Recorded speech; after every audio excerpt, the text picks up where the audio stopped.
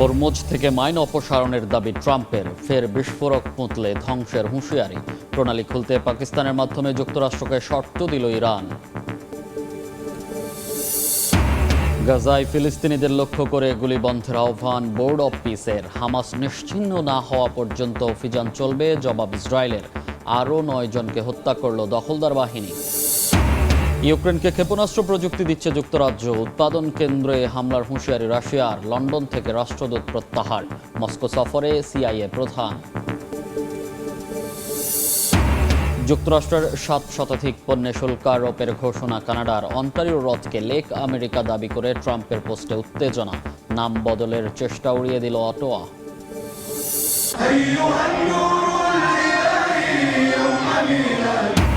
দেশে দেশে পালিত হচ্ছে পবিত্র ঈদে মিলাদুন্নবী। ভালোবাসা শ্রদ্ধায় মহানবীকে স্মরণ। শোভাযাত্রা ও আতশবাজিতে মুখর মুসলিম বিশ্ব। অসহায়দের মাঝে খাবার বিতরণ।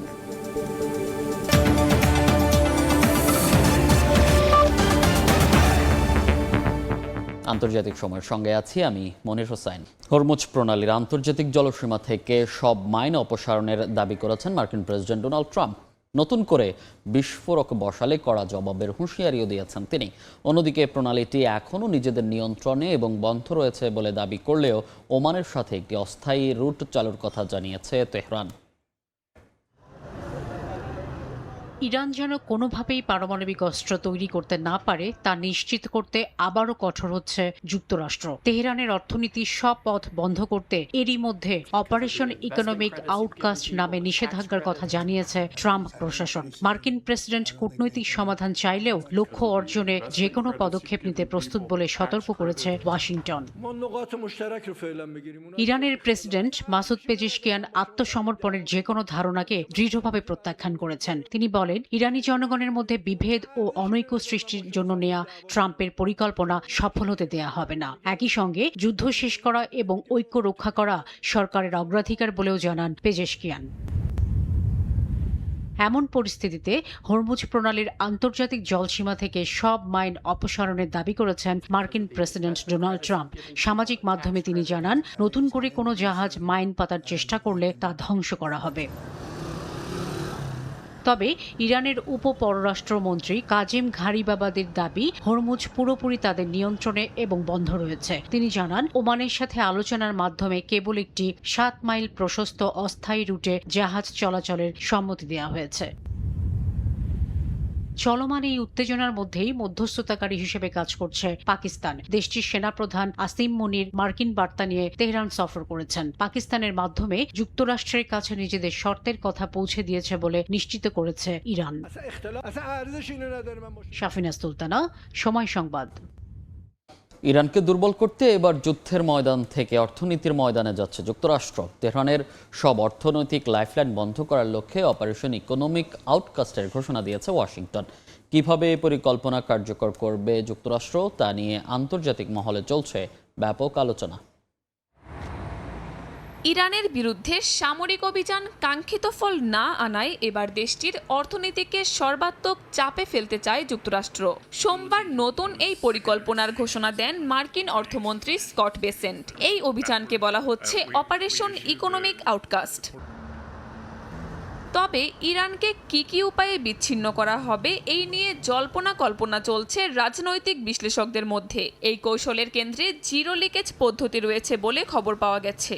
অর্থাৎ ইরানকে অর্থনৈতিকভাবে ঘুরে দাঁড়ানোর সুযোগ দিতে চায় না ওয়াশিংটন। জানা গেছে, ইরানের অর্থনীতির গুরুত্বপূর্ণ 5টি খাতকে এবার বিশেষভাবে টার্গেট করেছে ওয়াশিংটন। ডিজিটাল সম্পদ, প্রযুক্তি, স্বর্ণ, বিমান চলাচল এবং নৌ পরিবহন। এসব খাত ব্যবহার করে ইরান কিভাবে বিদেশে অর্থ স্থানান্তর, বাণিজ্য পরিচালনা বা নিষেধাজ্ঞা এড়িয়ে যাচ্ছে সেই নেটওয়ার্ক ভেঙে দিতে চায় যুক্তরাষ্ট্র।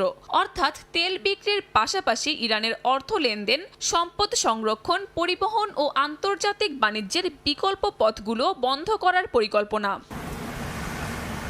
এছাড়া সেকেন্ডারি নিষেধাজ্ঞাকে অস্ত্র হিসেবে ব্যবহার করতে চাচ্ছে ওয়াশিংটন, অর্থাৎ ইরানের সঙ্গে ব্যবসা চালিয়ে গেলে সংশ্লিষ্ট বিদেশি প্রতিষ্ঠান ও দেশও মার্কিন নিষেধাজ্ঞার মুখে পড়তে পারে। বেসেন্ট জানান, এরই মধ্যে বিশ্বের বিভিন্ন দেশের নেতাদের সঙ্গে কথা বলেছেন প্রেসিডেন্ট ডোনাল্ড ট্রাম্প। কোন দেশ ইরানের সঙ্গে কিভাবে বাণিজ্য করছে, কোথা দিয়ে তেল যাচ্ছে, কারা অর্থ লেনদেনে সহযোগিতা করছে, সবকিছু চিহ্নিত করে ব্যবস্থা নেওয়া হবে।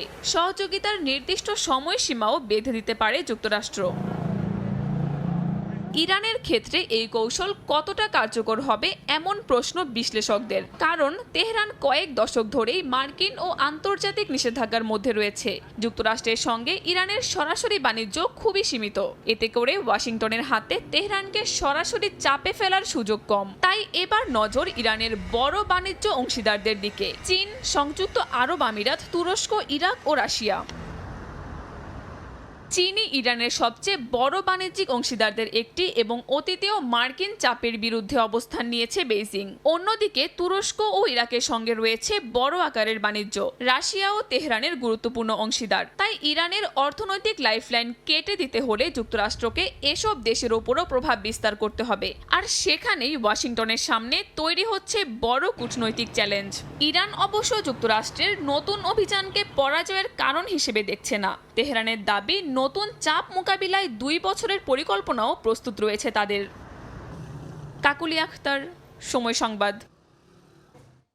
গাজায় ফিলিস্তিনিদের ওপর গুলি চালানো বন্ধের আহ্বান জানিয়েছে মার্কিন সমর্থিত বোর্ড অব পিস। তাৎক্ষণিক এবং সরাসরি হুমকি ছাড়া উপত্যকায় কোনো ধরনের সামরিক অভিযান বা হামলা চালানো যাবে না বলেও জানায় সংস্থাটি। জবাবে ইসরায়েলি সেনাপ্রধান জানিয়েছেন, হামাসকে পুরোপুরি নিশ্চিহ্ন করা ছাড়া থামবে না আইডিএফ। এদিকে যুদ্ধবিরতির চুক্তির পরও গাজায় অব্যাহত রয়েছে ইসরায়েলি হামলা। গেল একদিনে দখলদার বাহিনীর হামলায় আরও 9 ফিলিস্তিনি নিহত এবং 36 জন আহত হয়েছেন।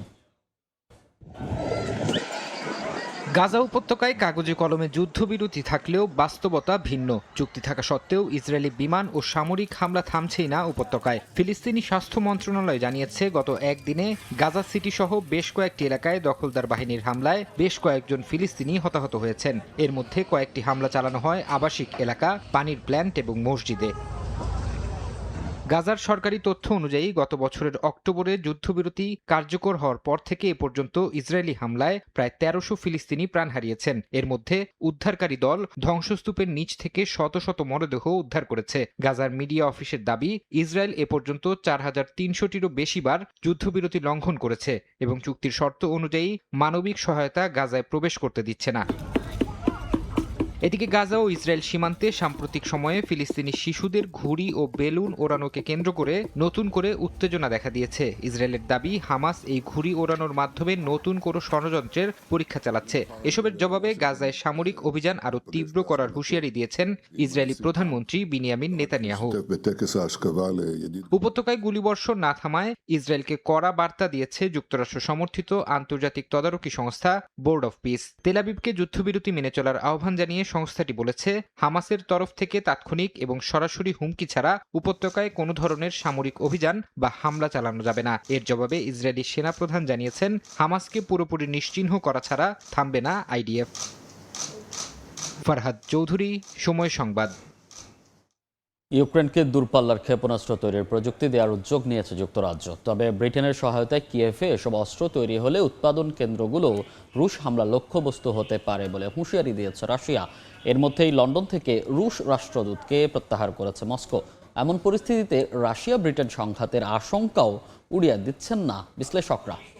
ইউক্রেন যুদ্ধকে ঘিরে এবার আরও তীব্র হচ্ছে রাশিয়া ব্রিটেন উত্তেজনা। কিয়েভকে স্টর্ম শ্যাডোর মতো দূরপাল্লার ক্ষেপণাস্ত্র দেওয়ার পর এবার ইউক্রেনের মাটিতেই এসব অস্ত্র তৈরির প্রযুক্তি দেওয়ার উদ্যোগ নিয়েছে ব্রিটিশ প্রধানমন্ত্রী অ্যান্ডি বার্নহ্যাম। যুক্তরাজ্যের এই উদ্যোগকে সরাসরি নিজেদের নিরাপত্তার জন্য হুমকি হিসেবে দেখছে মস্কো। রাশিয়া সতর্কবার্তা দিয়েছে, ইউক্রেনে ক্ষেপণাস্ত্র উৎপাদন শুরু হলে সেসব স্থাপনা রুশ হামলার লক্ষ্য হতে পারে। একই সঙ্গে সংঘাতে ব্রিটেনের সম্পৃক্ততা বাড়লে তার পরিণতিও গুরুতর হতে পারে বলে হুঁশিয়ারি দিয়েছে ক্রেমলিন। তবে মস্কোর হুমকিতে পিছিয়ে আসেনি লন্ডন। কিয়েভ সফরে ব্রিটিশ প্রধানমন্ত্রী অ্যান্ডি বার্নহ্যাম ইউক্রেনের প্রতি সমর্থন অব্যাহত রাখার ঘোষণা দিয়েছেন। এমনকি রুশ হামলা মোকাবিলায় আকাশ প্রতিরক্ষা ক্ষেপণাস্ত্র দেওয়ার প্রতিশ্রুতিও দিয়েছেন তিনি। that we are here to celebrate. সামরিক উত্তেজনার মধ্যেই এবার সামনে এসেছে কূটনৈতিক সম্পর্কের বড় অবনতি। ব্রিটেন থেকে রাশিয়ার রাষ্ট্রদূত আন্দ্রেই কেলিনকে প্রত্যাহার করেছে মস্কো। জুলাইয়ের শেষ দিকে তিনি লন্ডন ছাড়লেও এতদিন বিষয়টি প্রকাশ্যে জানানো হয়নি। রুশ দূতাবাসের ভাষ্য, দুই দেশের সম্পর্কে এখন নজিরবিহীনভাবে নিচে নেমেছে। মস্কোর দাবি, সংঘাতের পথ বেছে নিয়েছে যুক্তরাজ্য। ইউক্রেন যুদ্ধ শুরু হওয়ার পর থেকেই রাশিয়ার বিরুদ্ধে কিয়েভের অন্যতম প্রধান সমর্থক ব্রিটেন, কিন্তু এখন সেই সমর্থনকে কেন্দ্র করেই তৈরি হচ্ছে সরাসরি সংঘাতের আশঙ্কা। ঈশিতা আক্তার, সময় সংবাদ। যুক্তরাষ্ট্রের কেন্দ্রীয় গোয়েন্দা সংস্থা সিআইএর প্রধান জন র্যাডক্লিফ মস্কো সফর করেছেন। অঘোষিত এই সফরে রুশ সরকারের উচ্চপদস্থ কর্মকর্তাদের সাথে তার বৈঠক হয়েছে বলে জানিয়েছে মার্কিন সংবাদ মাধ্যম। ইউক্রেন যুদ্ধ শুরুর পর মার্কিন কোনো শীর্ষ কর্মকর্তার এটিই প্রথম মস্কো সফর। ফ্লাইট ট্র্যাকিংয়ের তথ্য অনুযায়ী সিআইএ প্রধানকে বহনকারী মার্কিন সামরিক বিমানটি লাটভিয়া হয়ে মস্কো পৌঁছায় এবং কয়েক ঘন্টার বৈঠক শেষে ফিরে যায়। তবে দুই দেশের কেউই এ বিষয়ে আলোচনার কোনো আনুষ্ঠানিক জানায়নি। ধারণা করা হচ্ছে জার্মানিতে সাম্প্রতিক ড্রোন হামলা বা দুই দেশের বন্দী বিনিময় সংক্রান্ত বিষয় নিয়ে কথা বলতে পারেন র্যাডক্লিফ। এই সফরের কারণে ইউক্রেনকে সাময়িকভাবে মস্কোয় ড্রোন হামলা স্থগিত রাখার অনুরোধ জানিয়েছে ওয়াশিংটন।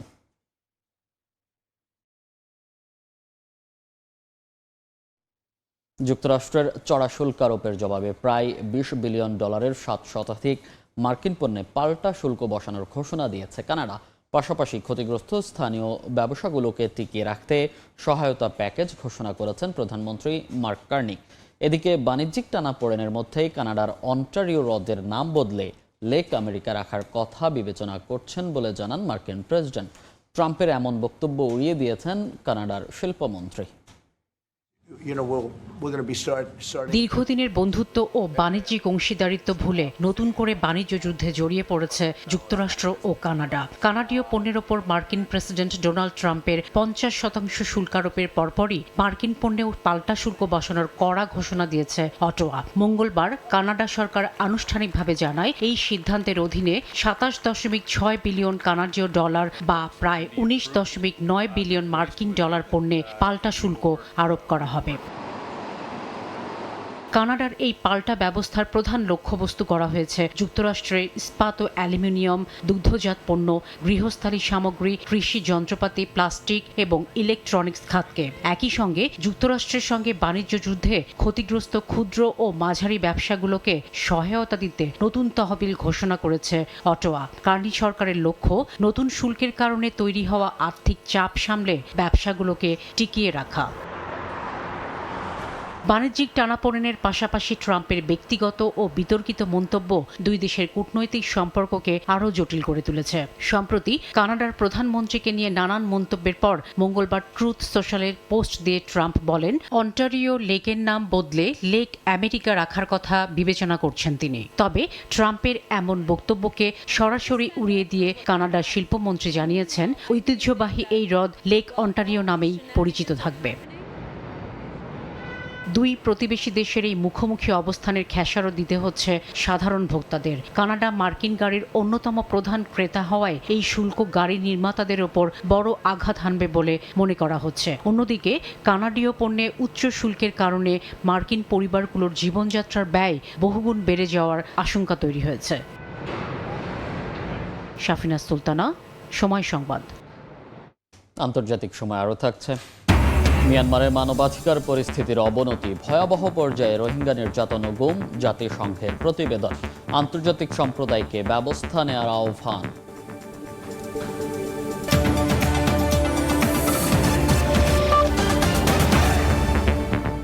বিশ্বজুড়ে ধর্মীয় ভাব গাম্ভীর্য আর নানা সাংস্কৃতিক আয়োজনে পালিত হচ্ছে মহানবী হজরত মুহাম্মদ সাল্লাল্লাহু আলাইহি ওয়াসাল্লামের জন্মবার্ষিকী। ইয়েমেন থেকে ইরাক, লেবানন থেকে তিউনিসিয়া, নবীর প্রতি ভালোবাসা ও শ্রদ্ধায় শামিল মুসলিম বিশ্বের নানা প্রান্তের মানুষ। এ উপলক্ষে কোথাও শোভাযাত্রা, ধর্মীয় সঙ্গীত ও আতশবাজি, কোথাও আবার অসহায়দের মাঝে খাবার বিতরণ করা হয়েছে। ইয়েমেনের সানায় মহানবী হজরত মুহাম্মদ সাল্লাল্লাহু আলাইহি ওয়াসাল্লামের জন্মবার্ষিকী উপলক্ষে জড়ো হন বিপুল সংখ্যক মানুষ। আল শাব মসজিদের সামনে সবুজ পতাকা হাতে ধর্মীয় স্লোগান দেন তারা। আয়োজকদের দাবি, নবীর প্রতি ভালোবাসা ও আনুগত্যের বার্তা দিতেই প্রতি বছর এভাবে সমবেত হন ইয়েমেনিরা। রাতে আতশবাজিতে আলোকিত হয় ইয়েমেনের সানার আকাশ। ইরাকের বাগদাদে আবু হানিফা আল নোমান মসজিদ ঘিরে ছিল উৎসবের আমেজ। মসজিদের চারপাশে জড়ো হন বিপুল সংখ্যক মুসল্লি ও দর্শনার্থী। আলোয় সাজানো সড়কে ধর্মীয় সঙ্গীত, দোয়া ও মোমবাতি প্রজ্বলনের আয়োজন করা হয়। পাশাপাশি বিতরণ করা হয় খাবার ও মিষ্টি। অংশগ্রহণকারীরা দিনটিকে মুসলিমদের সামাজিক বন্ধন ও ঐক্যের প্রতীক হিসেবে উল্লেখ করেন। ইরাকের কুর্দিস্তান অঞ্চলের ইরবিলে মহানবীর জন্মবার্ষিকী উপলক্ষে জড়ো হন হাজারো মানুষ। শহরের ঐতিহাসিক দুর্গের কাছে ধর্মীয় স্লোগানে মুখর হয়ে ওঠে এলাকা। সেখানে মহানবী হজরত মুহাম্মদ সাল্লাল্লাহু আলাইহি সাল্লামের নাম লেখা বিশাল ব্যানার প্রদর্শন করা হয়। স্বেচ্ছাসেবকরা অংশগ্রহণকারীদের বিনামূল্যে পানি ও মিষ্টি বিতরণ করেন। লেবাননের সিদনে সুফি অনুসারীরা আয়োজন করেন বিশেষ শোভাযাত্রার। রিফাই সুফি লজ থেকে শুরু হয়ে পুরনো শহরের ঐতিহাসিক সড়ক ঘুরে যায় এ শোভাযাত্রা। সঙ্গে ছিল ধর্মীয় স্লোগান, তরবারি ও ঢাল। কিছু অনুসারী ঐতিহ্যবাহী শীষ আচারেও অংশ নেন। শোভাযাত্রার পথ জুড়ে স্থানীয় বাসিন্দারা মিষ্টি বিতরণ ও গোলাপজল ছিটিয়ে স্বাগত জানান। তিউনেশিয়ায় মহানবী সাল্লাল্লাহু আলাইহি সাল্লামের জন্মবার্ষিকী উপলক্ষে আয়োজন করা হয় ঐতিহ্যবাহী স্টাম্বালি সঙ্গীতের শোভাযাত্রা। রাজধানী তিউনিসের ঐতিহাসিক মদিনার সরু সড়কগুলোতে ভিড় করেন দর্শনার্থীরা। আফ্রিকান শিকড়ের এই ঐতিহ্যবাহী সঙ্গীত ও নৃত্য পরিবেশন করেন শিল্পীরা। ধর্মীয় উৎসবের পাশাপাশি স্থানীয় সংস্কৃতি তুলে ধরারও সুযোগ হয়ে ওঠে আয়োজনটি। সোমালিয়ার মোগাদিশুতে ধর্মীয় স্লোগান, নাশিদ ও শোভাযাত্রায় অংশ নেন হাজারো মানুষ। নারী পুরুষের অংশগ্রহণে শহরের বিভিন্ন সড়ক মুখর হয়ে ওঠে। সবুজ ও সাদা পতাকা হাতে নবীর প্রতি ভালোবাসা প্রকাশ করেন মুসল্লিরা। আয়োজকেরা ১,৫৩৮টি উট দান হিসেবে সংগ্রহ করে সেগুলোর মাংস দরিদ্র ও অসহায় পরিবারের মধ্যে বিতরণ করেন। নাদিম মারজান, সময় সংবাদ। মিয়ানমারে মানবাধিকার পরিস্থিতির চরম অবনতি ঘটেছে বলে সতর্ক করেছে জাতিসংঘ। সংস্থাটির মানবাধিকার বিষয়ক হাই কমিশনার দফতরের প্রতিবেদনে রোহিঙ্গা নির্যাতন, জোরপূর্বক গুম এবং শিশুদের দিয়ে কায়িক শ্রম করানোর ভয়াবহ তথ্য উঠে এসেছে। আন্তর্জাতিক সম্প্রদায়ের প্রতি কার্যকর পদক্ষেপের আহ্বান জানিয়েছেন সংস্থাটির হাই কমিশনার ভলকার তুর্ক। মিয়ানমারে জান্তা সরকারের শাসন ও ক্রমাগত সশস্ত্র সংঘাতের মধ্যে সাধারণ মানুষের উপর দমন-পীড়ন আরও তীব্র হয়েছে। জাতিসংঘের মানবাধিকার বিষয়ক হাই কমিশনারের দপ্তর OHCHR এর প্রকাশিত প্রতিবেদনে বলা হয়, সামরিক বাহিনী ক্ষমতা আঁকড়ে রাখার অপচেষ্টায় বিমান হামলা, অগ্নিসংযোগ ও গণগ্রেফতার চালিয়ে যাচ্ছে। এতে দেশটির সার্বিক মানবাধিকার পরিস্থিতির মারাত্মক অবনতি হয়েছে। প্রতিবেদনে বলা হয়, উত্তর রাখাইনে রোহিঙ্গা জনগোষ্ঠীর ওপর নির্যাতন দিন দিন ভয়াবহ রূপ নিচ্ছে। জান্তা বাহিনী ও আরাকান আর্মি উভয়ের বিরুদ্ধেই হত্যা, নির্যাতন, যৌন সহিংসতা এবং জোরপূর্বক গুমের অভিযোগ তুলে ধরেছে জাতিসংঘ। এমনকি শিশুদের দিয়ে জঙ্গল পরিষ্কার ও ভবন নির্মাণের মতো কঠিন কাজ করানো হচ্ছে। প্রতিবেদনে বলা হয়, তরুণদের জোরপূর্বক সামরিক বাহিনীতে নিয়োগ দিতে ঘর থেকে ধরে নিয়ে যাচ্ছে সেনারা। একই সঙ্গে বাড়ছে যত্রতত্র গ্রেফতার ও আটকের ঘটনা। একদিকে সামরিক বাহিনীর দমনপীড়ন, অন্যদিকে বিদ্রোহী গোষ্ঠীগুলোর সংঘাতের সুযোগে মিয়ানমারে অবৈধ খনি, মাদক ও মানব পাচারের মতো সংঘাত নির্ভর অর্থনীতি দ্রুত বিস্তার লাভ করছে।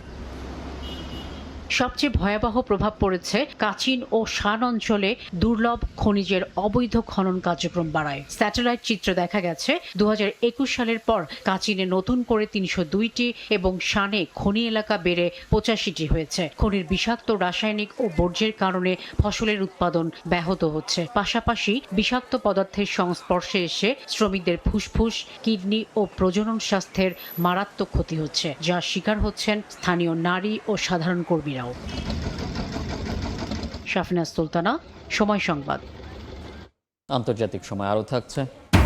ইন্দোনেশিয়ার দাবানলে মালয়েশিয়ায় বিষাক্ত ধোঁয়া, তীব্র বায়ু দূষণে বন্ধ শতাধিক স্কুল। বলিভিয়ায় তুষারপাতে ব্যাহত যোগাযোগ ব্যবস্থা, সতর্কতা জারি।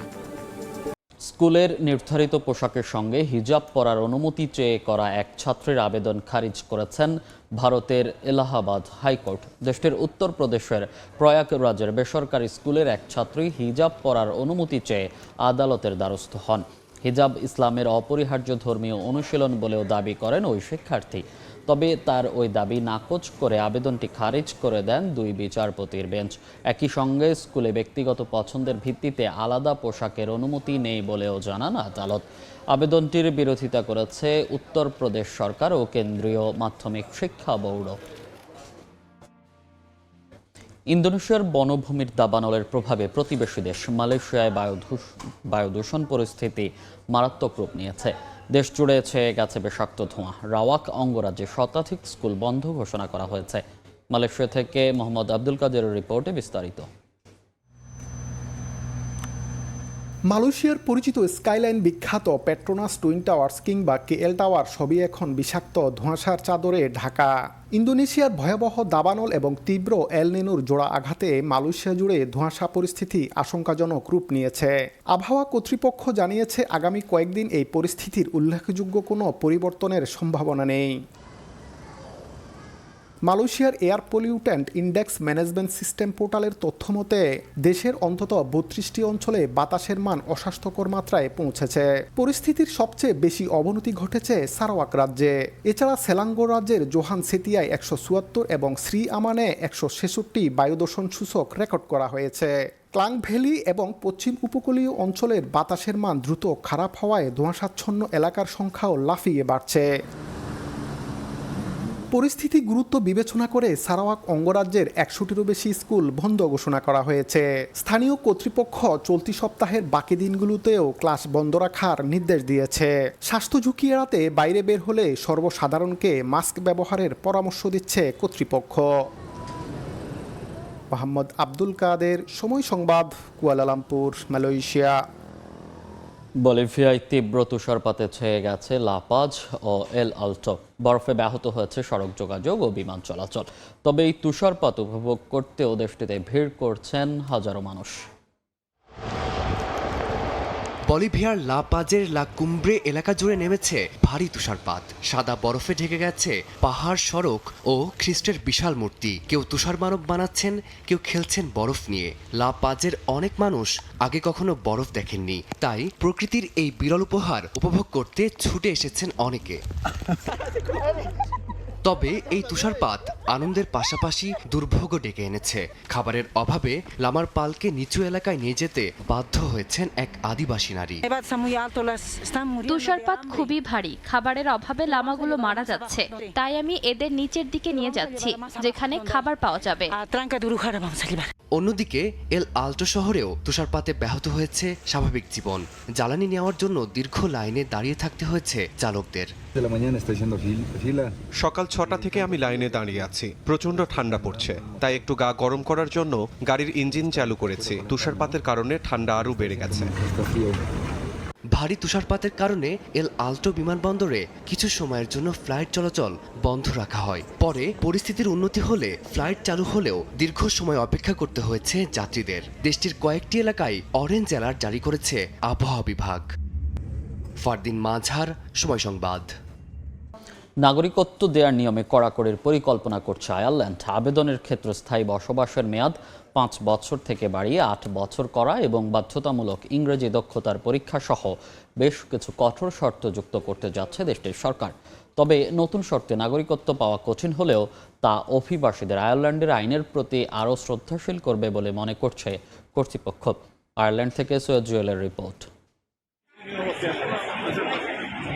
নাগরিকত্ব পাওয়ার আশায় অনেকেই বিভিন্ন দেশ থেকে আয়ারল্যান্ডে আসেন। তবে এবার অন্য দেশ থেকে আসা অভিবাসীদের জন্য নাগরিকত্ব পাওয়ার ক্ষেত্রে এক ঝাঁক নতুন শর্ত আরোপের প্রক্রিয়া শুরু করেছে আইরিশ প্রশাসন। আগামী কয়েক মাসের মধ্যেই নতুন নীতিমালার প্রস্তাবনা পেশের কথা রয়েছে। অভিবাসন বিষয়ক প্রতিমন্ত্রী কলম ব্রোফি জানিয়েছেন, যারা নাগরিকত্ব পেতে ইচ্ছুক তারা দেশের প্রতি কতটা অনুগত ও অঙ্গীকারবদ্ধ তা সুনির্দিষ্টভাবে নিশ্চিত করতেই এই সংস্কারের উদ্যোগ নেওয়া হচ্ছে। বর্তমানে আয়ারল্যান্ডে টানা 5 বছর বসবাসের পর নাগরিকত্বের আবেদনের যে সুযোগ রয়েছে তা বাড়িয়ে 8 বছর করার চিন্তা ভাবনা চলছে। প্রাপ্তবয়স্কদের সাধারণ আবেদনের ক্ষেত্রে এই নিয়মটি প্রযোজ্য হতে পারে, তবে আবেদনকারীর স্ত্রী, সন্তান বা শরণার্থীদের ক্ষেত্রে ছাড় থাকবে কিনা তা এখনো পরিষ্কার নয়। এটি ডিফিকাল্ট হবে অনেক ক্ষেত্রে, কিন্তু ইম্পসিবল হবে না। তাই আপনাদের সবাইকে ধৈর্য ধরে আইন মান্য করে পড়াশোনা করে প্রস্তুতি নেওয়ার জন্য অনুরোধ করছি। সবারই এই ব্যাপারগুলো মাথায় রাখা উচিত, কারণ এটা একটা লং প্রসেস এবং আমরা একটু সাবধান হলেই আরো সুন্দরভাবে এই জিনিসটাকে আমরা সম্পন্ন করতে পারবো। নীতিমালায় বাধ্যতামূলক করা হচ্ছে ইংরেজি ভাষার পরীক্ষা, পাশাপাশি সরকারি কল্যাণমূলক ভাতার উপর ভরসা না করে নিজস্ব আয় দিয়ে সংসার চালানোর সামর্থ্য আরো বেশি করে প্রমাণ করতে হবে। এই জন্য আবেদনকারীর স্থায়ী কর্মসংস্থান, উপযুক্ত আবাসন এবং পরিবারের ভরণ পোষণের পর্যাপ্ত আয়ের তথ্য কঠোরভাবে পরীক্ষা করা হবে। একই সাথে আবেদনকারীর চরিত্র ও আইনি ইতিহাস যাচাইয়ে কঠোর অবস্থান নিচ্ছেন অভিবাসন কর্মকর্তারা। ছোটখাটো অপরাধের দণ্ডাদেশ কিংবা ট্রাফিক আইন ভঙ্গের ঘটনাকেও এবার আরো বেশি করে তদন্তের আওতায় আনা হবে। নাগরিকত্ব নিয়ে সরকার যে পরিবর্তনের কথা ভাবছে সেটি যদি কার্যকর হয় তাহলে এই দেশের প্রতি দায়িত্ববোধ যেমন বেড়ে যাবে তাদের, তেমনি আইনের প্রতিও শ্রদ্ধাশীল থাকবে নতুন নাগরিকত্ব প্রাপ্তরা। তাই অভিবাসন বিশ্লেষকরা বলছেন এই পরিবর্তন সময়ের দাবি। সৈয়দ জুয়েল, সময় সংবাদ, আয়ারল্যান্ড। বলিভিয়ার রাজধানী লা পাজে পরিচ্ছন্নতা কর্মীদের টানা 2 সপ্তাহের ধর্মঘটে স্থবির হয়ে পড়েছে বর্জ্য ব্যবস্থাপনা। হাসপাতাল থেকে শুরু করে শহরের গুরুত্বপূর্ণ সড়কগুলোতে ময়লার বিশাল স্তূপ জমেছে, ছড়াচ্ছে তীব্র দুর্গন্ধ। পরিস্থিতি সামাল দিতে হিমশিম খাচ্ছে নগর কর্তৃপক্ষ, ফলে মারাত্মক স্বাস্থ্য ঝুঁকিতে পড়েছেন সাধারণ মানুষ। যেখানে সেখানে জমে উঠেছে ময়লার স্তূপ, তার পাশ দিয়ে হেঁটে যাচ্ছেন পথচারীরা। দুর্গন্ধে টিকতে না পেরে নাকে রুমাল চেপে ধরেছেন অনেকেই। এই চিত্র বলিভিয়ার রাজধানী লা পাজের। পরিচ্ছন্নতা কর্মীদের টানা 2 সপ্তাহের ধর্মঘটে গোটা শহর যেন পরিণত হয়েছে ময়লার ভাগাড়ে। লা পাজ লিম্পিয়া নামের বর্জ্য সংগ্রহকারী কোম্পানির কর্মীদের টানা ধর্মঘটের কারণে শহরের রাস্তাঘাট, হাসপাতাল চত্বর এবং ব্যবসা প্রতিষ্ঠানগুলোর সামনে জমে উঠেছে ময়লা আবর্জনার বিশাল স্তূপ। উপচে পড়া এসব ডাস্টবিন থেকে ছড়াচ্ছে উৎকট দুর্গন্ধ, যা আকর্ষণ করছে শহরের নানা প্রাণী ও পাখিদের। বাসিন্দারা বলছেন চারপাশের এমন অস্বাস্থ্যকর পরিবেশের কারণে তারা ক্রমেই অসুস্থ হয়ে পড়ছেন। ময়লাগুলো দেখুন, সব জায়গা থেকে এগুলো তুলে ফেলা দরকার। ময়লার পাত্রগুলো একদম ভরে গেছে। আমরা ময়লাগুলো কোথায় ফেলবো? আমি ময়লাগুলো বাড়িতেই রাখছি যাতে এখানে আনতে না হয়। আমরা অসুস্থ হয়ে পড়ছি। আমরা এখানে মেয়রের কাছে মজুরি বৃদ্ধি সংক্রান্ত ডিক্রি মেনে চলার দাবি জানাচ্ছি। আমরা মজুরি বৃদ্ধি এবং জ্বালানির মূল্য বৃদ্ধির সাথে সামঞ্জস্য রেখে মূল্য সমন্বয়ের দাবি করছি। কর্তৃপক্ষের সঙ্গে আলোচনা ব্যর্থ হওয়ার পর নগর পরিচ্ছন্নতা কর্মীরা নিশ্চিত করেছেন তারা সরকারের বিরুদ্ধে প্রতিবাদ কর্মসূচি চালিয়ে যাবেন। এমন পরিস্থিতিতে বর্জ্য ব্যবস্থাপনায় জরুরি পরিকল্পনা হাতে নিয়েছে কর্তৃপক্ষ। আবর্জনা সংগ্রহকারীদের ধর্মঘটে বিপর্যস্ত এলাকাগুলো থেকে বর্জ্য অপসারণের জন্য 4000-এর বেশি পৌর কর্মচারী, স্বেচ্ছাসেবক ও যন্ত্রপাতি মোতায়েন করা হয়েছে। মেয়রের দাবি, বিকল্প এই লোকবল ও যন্ত্রপাতি দিয়ে বর্তমান চাহিদার প্রায় 50% কঠিন বর্জ্য সংগ্রহ করতে সক্ষম হয়েছে নগর কর্তৃপক্ষ। শাফিনা সুলতানা, সময় সংবাদ। জার্মানির গাড়ি নির্মাতা প্রতিষ্ঠান ভক্সওয়াগনের 5টি কারখানা বন্ধের শঙ্কা দেখা দিয়েছে, জানিয়েছেন লোয়ার স্যাক্সনের রাজ্য প্রধান ওলাফ লিস। একই সঙ্গে কর্মীদের চাকরি নিয়ে আতঙ্কে না রাখার দাবি জানিয়েছে শ্রমিক প্রতিনিধিরা। জার্মানির গাড়ি শিল্পে বাড়ছে অনিশ্চয়তা। ইউরোপের বৃহত্তম গাড়ি নির্মাতা প্রতিষ্ঠান ভক্সওয়াগনের 5টি কারখানা বন্ধ হওয়ার ঝুঁকির মধ্যে এবার সমাধানে সংশ্লিষ্ট সব পক্ষকে একসঙ্গে কাজ করার আহ্বান জানানো হয়েছে। সোমবার হ্যানোভারের ভক্সওয়াগন কারখানা পরিদর্শনে গিয়ে আহ্বান জানান লোয়ার স্যানিক্সের রাজ্য প্রধান ওলাফ লিস।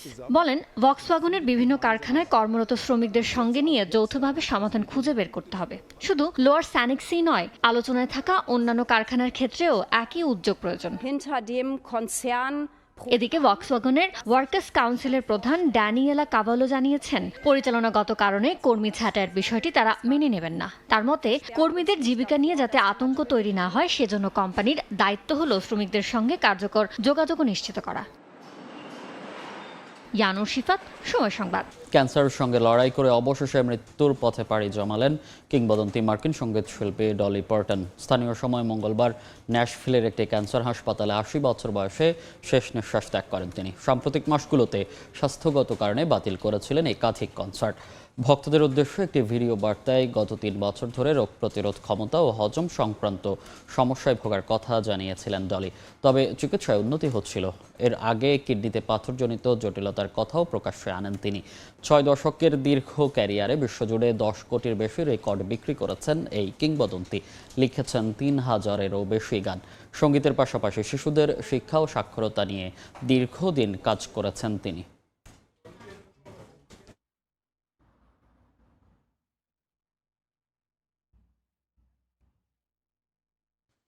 হাইতির রাজধানী পোর্ট অফ প্রিন্স সংলগ্ন একটি এলাকায় সশস্ত্র হামলায় অন্তত ৪৭ জন নিহত হয়েছেন। অপহরণ করা হয়েছে আরও ৫০ জনের বেশি মানুষকে। স্থানীয় সময় রোববার দেশটির কেনসকফে এই হামলার ঘটনা ঘটে। এ সময় অন্তত ২৫টি বাড়িতে আগুন ধরিয়ে দেয় গ্যাং জোট ভিভ আনসামের সদস্যরা। নিহতদের মধ্যে অন্তত ৫ জন শিশু রয়েছে বলে জানিয়েছে জাতিসংঘ। সাম্প্রতিক বছরগুলোতে হাইতিতে এটি অন্যতম বড় গণ অপহরণের ঘটনা বলেও দাবি সংস্থাটির। এদিকে এক গ্যাং নেতা দলের সদস্যদের কেউ নিহত হলে জিম্মিদেরও হত্যা করার হুমকি দিয়েছে বলে জানা গেছে। চলতি বছরের জানুয়ারি থেকে জুন পর্যন্ত দেশটিতে গ্যাং সহিংসতায় ৩,০০০-এর বেশি নিহত এবং প্রায় ১৫০০ মানুষ আহত হয়েছেন। বাস্তুচ্যুত হয়েছেন রেকর্ড ১৫ লাখ বাসিন্দা।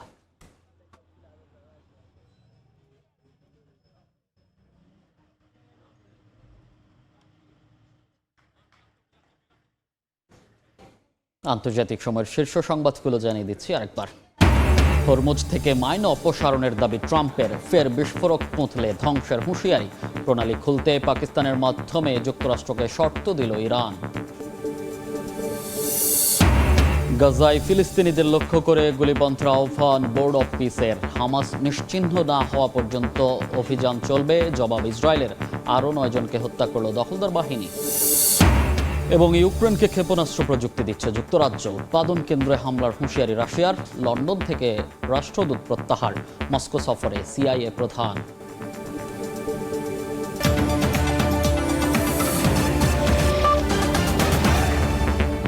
এই ছিল আন্তর্জাতিক সময়ের পর সকাল 10টার সময় সংবাদের সঙ্গে থাকবেন সহকর্মী সাবরিনা মজুমদার। মনির, ধন্যবাদ আপনাকে। সকাল 10টার সময় সংবাদ নিয়ে আসছে কিছুক্ষণ পর, সঙ্গেই থাকুন সময়ের।